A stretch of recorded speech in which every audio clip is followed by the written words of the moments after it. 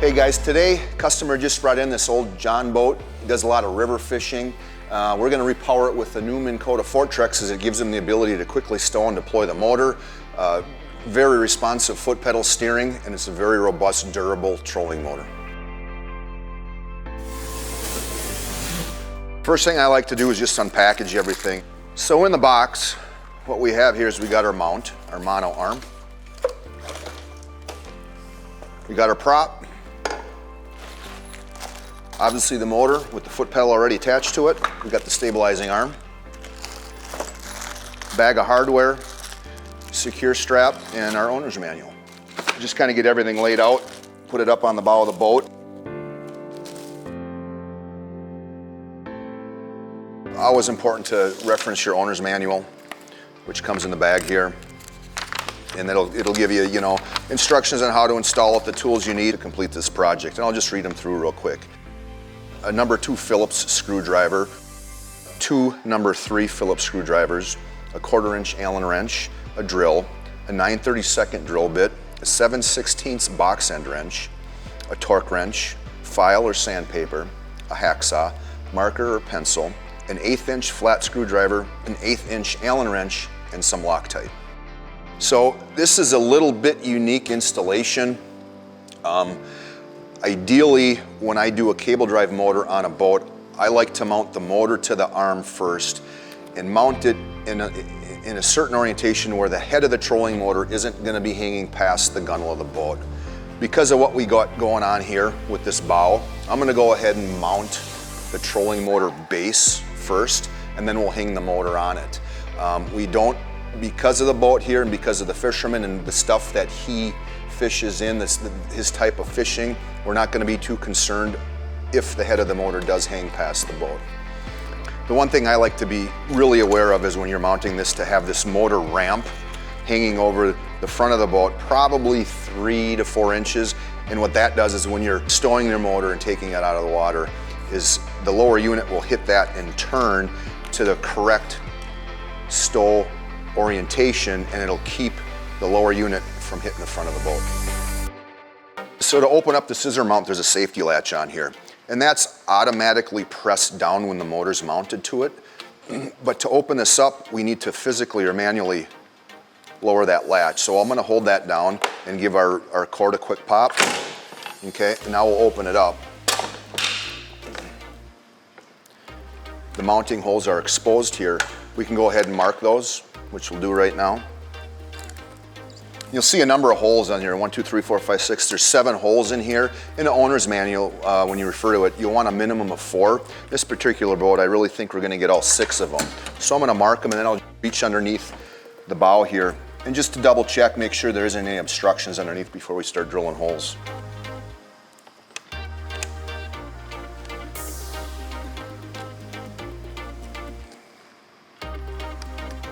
So our holes are marked. We're going to get a drill with a 1/4 inch drill bit and drill these holes out.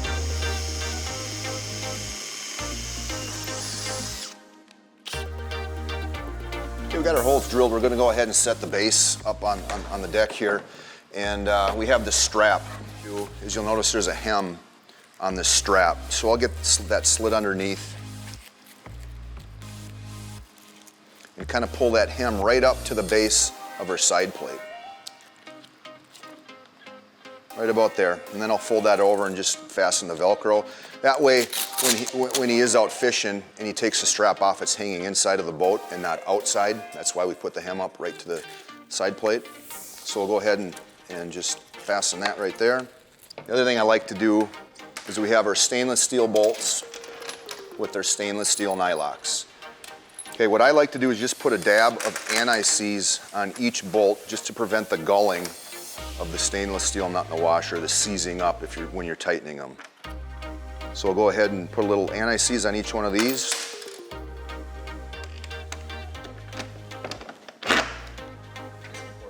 So we drilled our 9/16 holes. It's important to use that size. If you use a little bit smaller size, you're not going to get your bolt through. If you drill too big of a hole, you're going to get a little slop after everything's mounted. Also in the owner's manual, they refer to putting the strap between the first two set of holes and the second two, which we did. We'll just kind of slide it back a little bit so it's centered in between these two holes. Okay, we got our bolts through everything. Now I'm just going to take our nylocks and our washers and our number 3 bit, and I'm going to start every one of these.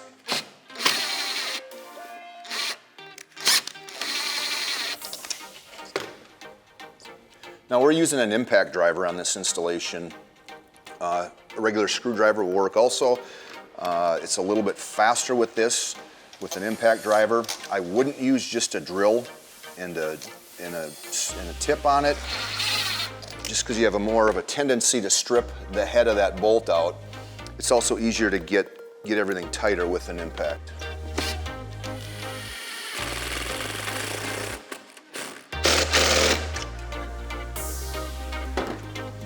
All right, so with that done, it's ready to mount the motor to our motor base. So we're gonna go ahead and we're gonna just go back to the stow position, but I'm gonna put a little block of wood in here and I'll show you why we're gonna do that.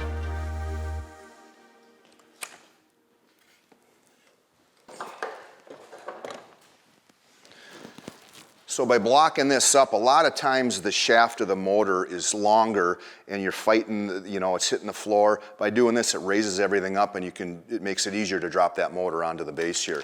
Before we do that though, we need to remove the screw that fastens the motor to our mono arm. So I'm gonna get our Allen wrench and I'm gonna remove that screw. And you'll notice a bag that's attached to the mount. And that is a pin that's going to fasten the lift assist spring or shock to the top of this arm. So make sure you set that aside because we're going to need that later. So we're going to set that aside. On the mount here, we have these little ears, and in the mount, or the bow guard is what it's called, there's some slots in here. So that's just going to drop right in place. Right there. So that screw we took out earlier, that's going to go right in this hole, and that's going to fasten the bow guard to our mono arm. Okay, so with that, our motor's mounted. Now we need to mount our lift assist spring from the base to the mono arm. So we'll go ahead and we'll put it in a half stow, half deploy position, and we'll just kind of let the motor rest there. Okay, so now in that bag that we took out earlier, you'll see that there's 2 screws, 2 spacers, and a pin. So how I do this is we have our pin, and I'll start one of the Phillips screws in it. I'll then feed it through one of the holes and put one of our spacers on. And I'll poke that pin out of the spacer just a little bit. Okay, then I'll push it through. And then what I like to do is I'll take my screwdriver, put it through the hole on the outside, and thread the spacer onto the screwdriver, and then push the screwdriver out or chase it with the pin. Then I'll start this other screw. And these do have a little Loctite on it, so you aren't going to get a lot of bite doing it by hand. And simply snug everything up. What this lift assist does is it greatly reduces the weight when you're putting it out of the water, and also slows it down when you're putting it in the water. It takes upward of 40% of the weight off when you're pulling it out of the water. So a little more on packaging. We're going to expose this lower unit here. Okay. In the packaging, on the end of the armature shaft, there's a nut, a red washer, a stainless washer, a spacer, and our shear pin. Of all that stuff we just took off, we're going to use the shear pin, the washer, and the nut. Purpose of the shear pin is just protects the lower unit, just so if you do hit something hard, it won't compromise the lower unit. That'll break before damage is done to the lower unit of the trolling motor. We're going to slide that on our washer, and again, what I like to do is just put a dab of anti-seize on those threads.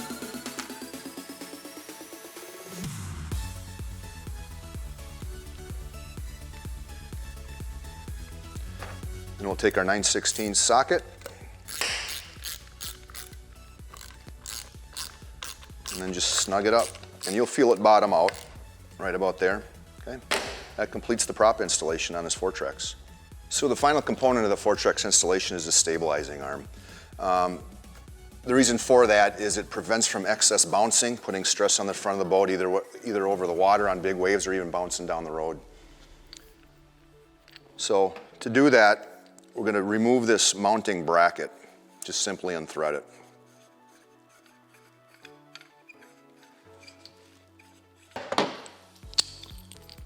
We won't use the nylocks in this installation, so we're just going to remove those. And there's two locations to mount the stabilizing arm, either outside or inside. Obviously, in this particular installation, it isn't going to catch anything here, so and we have to put it on the inside. So simply remove the nuts, slide the bolt through, and then you'll see on the inside of the bow guard, there's a little recessed area to put the nut. So we'll hold it in there and get it started, and then do the same thing with the bottom.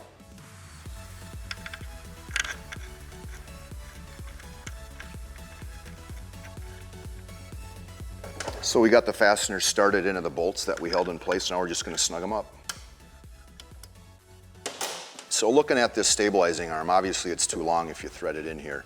So this is going to be the top. So how to do this is you flip it upside down and you just set the top end actually upside down onto the bottom, onto the boat. And then you mark about 3/4 of an inch above that. And that's your cut line right there. So we're going to go ahead and put it in the bench vise and get our hacks out and cut it to length. So our stabilizing arm is cut to length. We're going to put the bottom back on. We're going to deploy it slightly just to give us enough room to thread this into the mounting hardware.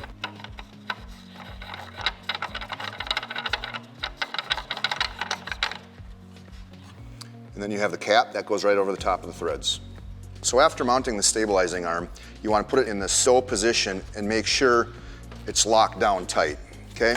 And if you do need to make any adjustments, you can simply lower it a little bit and then just tighten it up with this bottom plastic nut. And that'll give you a little more length here if you need to make any adjustments to it. So to complete the installation of this Minn Kota Fortrex is to apply power to it. Every trolling motor out of the box comes with the power cord with 2 ring tongues on it. That's designed for a permanent power supply connection.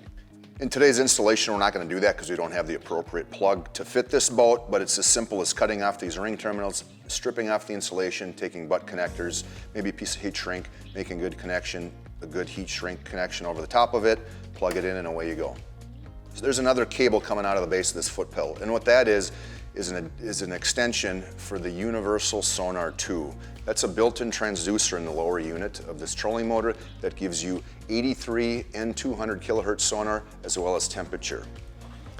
And you'll notice this really isn't going to plug into any sonar, so there's a number of different adapters that are made that would simply screw into this and then plug into the back of your fish finder that you might have. Universal Sonar is compatible with a number of different fish finder manufacturers. So that completes the installation of our Minn Kota Fortrex. And you'll see just with that mono arm and the bolts we have in there, this thing is rock solid for a number of years of durable service on it. So hopefully with the steps I've given you, the little tips and tricks, and also going by the owner's manual, follow these steps and hopefully your installation will go smooth.